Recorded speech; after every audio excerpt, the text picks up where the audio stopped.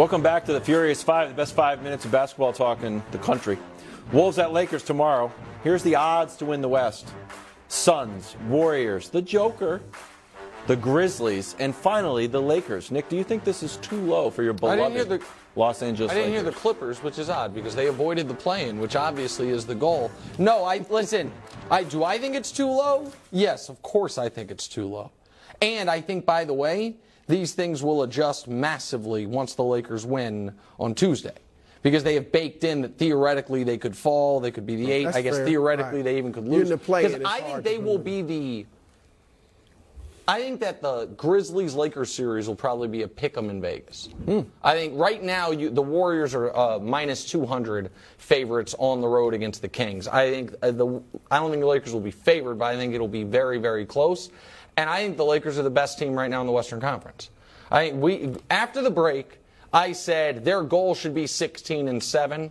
That should be enough to avoid the play-in. They went 16-7. It was they needed to go 17-6 to avoid the play-in, evidently. But I don't think the play-in's a big deal.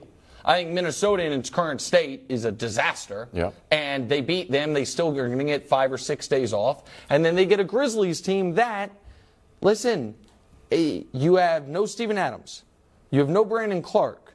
So you have Jaren Jackson Jr., who is going to be some people's Defensive Player of the Year.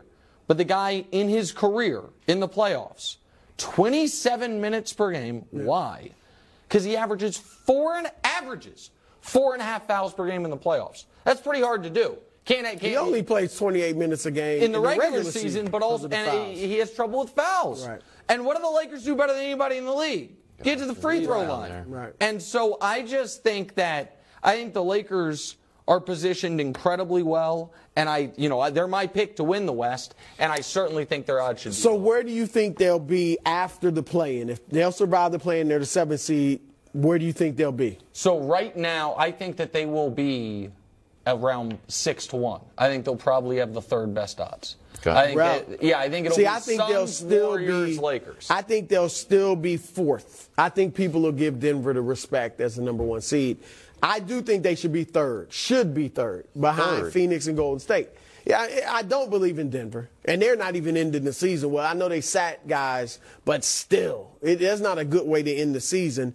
Memphis, I think Pick'em is right in Vegas. I think, I'm picking, probably will pick the Lakers, but I won't be shocked if Memphis wins that series. I just don't think they have. Can we show what AD's done? We already showed you what he did against the Timberwolves this year. I think we can show you maybe him against the Grizzlies as well, or we could show both of them, whichever's easier.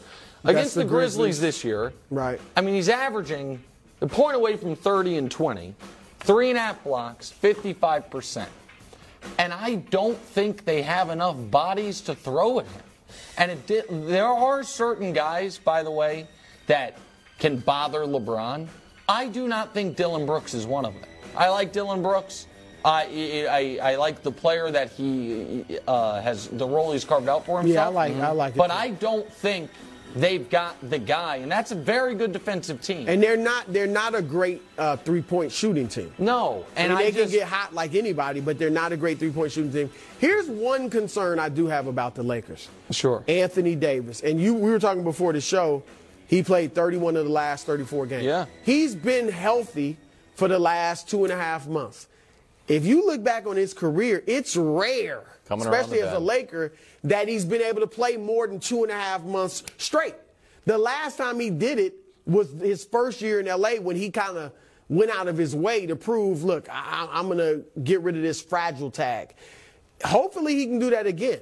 I'm certainly not wishing him injury on him, but that would be a concern. Like, he really hasn't gone 3 straight months of healthy basketball in years. Quickly, you had you took this take out for a spin in the meeting. I don't think it was a real take, but you took it out for a spin. I want to know if you want to. All my takes are real, but go ahead. No, but this was like it was like a university take that the Lakers would rather play Denver, and it's an idea of losing and finishing. I don't think they would do it, but I like the take. So that was maybe I don't think the Lakers necessarily would rather play Denver because I don't think they want to play Tuesday and then Friday, and then the playoffs. And you don't want to leave? I mean, we've talked about the one and done of the play-in.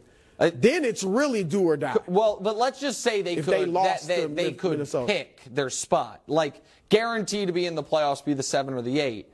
I don't think they necessarily would rather, because the travel's about the same. I know Denver's closer to LA than Memphis, but it's not. It's still a plane ride. I would rather the Lakers play Denver. For me and my purposes, the Lakers as an 8 seed knocking out Jokic would be delightful.